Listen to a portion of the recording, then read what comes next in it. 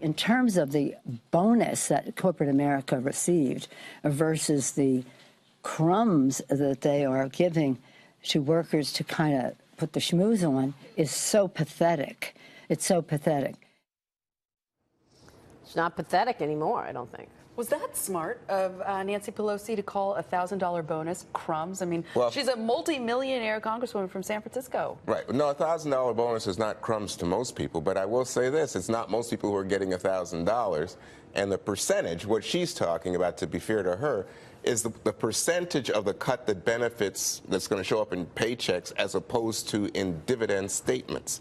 So she's right about that. It's just no, is she right about it? Come on, she's not right about it. Come on, give me a break. I do think she's right about it, but I think. Now? I'm sorry? Are you really defending Nancy Pelosi? Yes, I think if you look at it just as a matter of pure analytics, it's crumbs that the working person gets versus what about the big investors being get. Doubled? Standard deduction being doubled. Well, that's fine. Again, it's not fine. Okay. It's part of the tax plan. You can't just say and be selective and say, well, that's fine, that doesn't matter, but this does matter. This is all the same law. Yeah, but it's all the same law that disproportionately benefits one class. That's why you only see 50% of Americans supporting it, even though, as you keep arguing, well, this year, lots of workers are going to see the benefits of the standard deduction. You're going to see actually some pay raises. But it's a small percentage. You're also seeing lower taxes. Here's the percentage. 90% of workers are seeing higher paychecks this month. There you go. Right. 90% of all workers in this country. Right. So that's more money. But to say, Juan, it's like your tax cut's bigger than somebody who lives in my hometown because you make more money than they do. I mean, that's just basic math. Right, but you also that's what you're saying. Look, I think the best argument on your side is, and I think Maria made this, is it's improving the economic environment. Companies want to invest. Companies are giving some bonuses.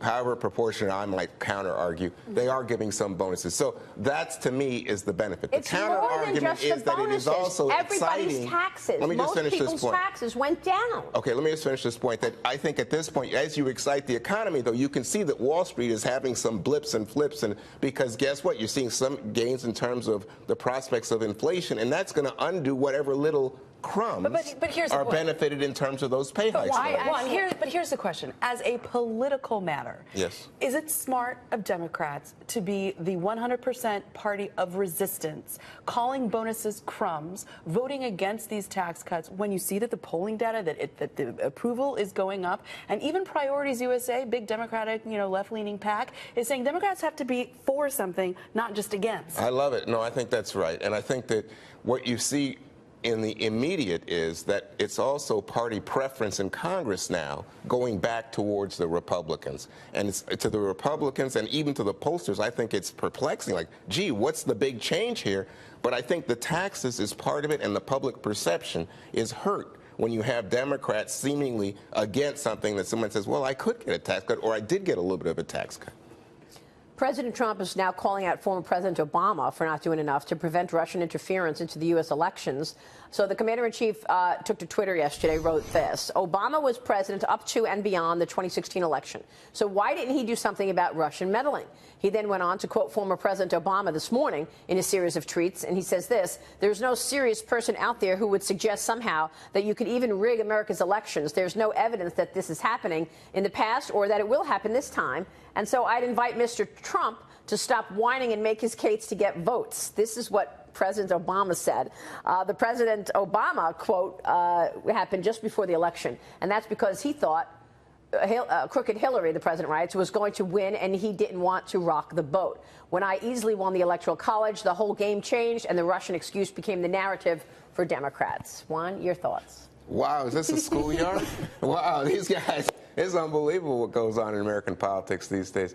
To me, the big issue here is you see President Trump just reacting so defensively. I just think he's on the defense every day.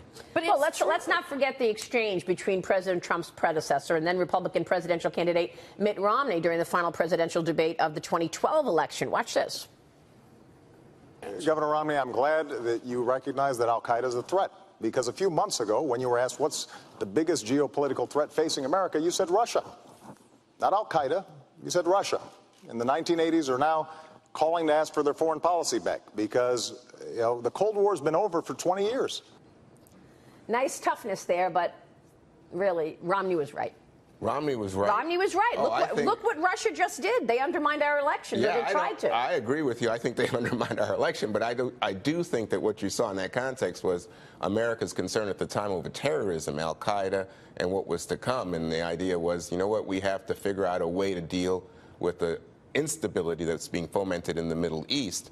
And at that point, Russia was like, well, you know, a fading geopolitical No, foe. Russia wasn't. Russia was trying to undermine the West, Juan. Well, they still are. Right. And I think they still are. Romney was right. To my way of thinking, both in the Trump exchange that we saw with Obama and in the Romney-Obama debate there, I think what you see is Russia coming on and doing things in new ways, the cyber attacks that have put us at war. But that's not to be confused with a battlefield foe that really was Al-Qaeda and the threat of terrorism. Thoughts? No, I was just going to say, this is my last election. After my election, I have more flexibility. President Obama to President Medvedev Right.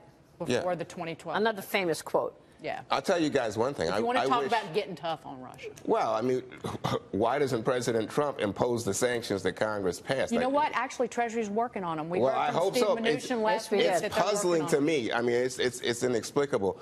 But I will say, I think that right now you have a sense where, among Democrats, of regret that President Obama, fearful that he would be seen as putting his hand on the scale or somehow helping Hillary Clinton, was not more effective in communicating to us, the American people, what was going on with Russia. Because as President Trump points out, this started in 2014, even before he was running. And don't forget, John Podesta's brother, Tony Podesta, and his consulting firm, their big business was trying to get the U.S. to remove sanctions against Russia. They were defending the Russians. That is Tony Podesta. John Podesta and Tony Podesta have their Podesta Group consulting. Well, it's Tony, not John, but yes. Well, they both own the firm. And you can understand why Americans They own the are feeling firm a little together. whiplash. I think Tony has Tony's the big owner, not John. Point is, they were working for the Russians. Yikes. Okay, I get your point, but I hope you hear what I'm saying, too. Juan Williams. Senator, thanks for being here. Thank you. This energy story seems to be changing every day. I want to make sure I have it straight. It's been played up a lot in stories that you were against drilling and tapping the petroleum reserves, but you've reversed on that. Now you're for both. You want to compromise on energy. So you don't really favor drilling, but for political reasons, you're going to change your position. This is change we can believe in, Senator? Well, John, I think, as usual, you have been provocative, but misstated my position. So what I've said is that we can't drill our way out of the problem, and that's what I've said from the start. What I've also said is that we've got to focus on alternative energy. In Nevada, solar obviously is critical, wind power, biofuels, making energy-efficient cars, plug-in hybrids that can get 150 miles per gallon, making sure that we've got the kinds of energy-efficient buildings that can be designed right now, all of which could create a much more energy-efficient economy than we've got right now.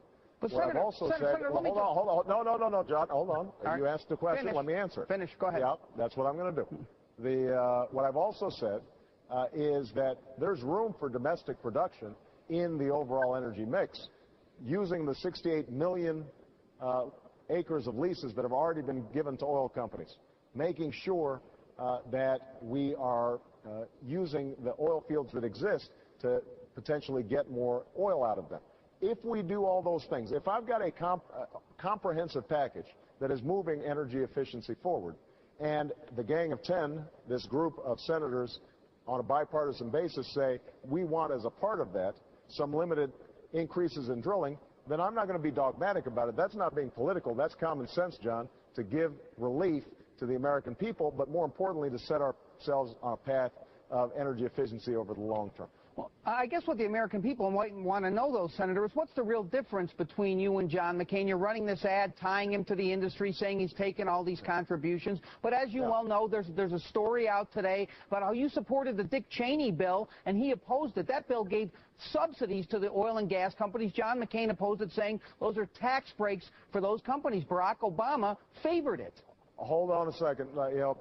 John, I thought I was talking to you as opposed to debating John McCain, but I'm happy to let you serve as his proxy. The fact of the matter is I supported that energy bill saying at the time that those tax breaks were wrong, but also recognizing that this was the largest investment in alternative energy in history, and that it was important for us, for the solar industry, to get off the ground in places like Nevada, for wind to get kicked off the ground, that was something that we had to do. And I immediately said during that time and subsequently that we should strip out those tax breaks for oil companies. And I would point out that in December of last year, we had a vote to strip out those tax breaks for oil companies. There was one senator who did not vote on that measure, and that was John McCain. And that money would have gone into alternative energy. But look, people aren't interested in sort of this tit for tat. They're interested in figuring out how are we actually going to get something done.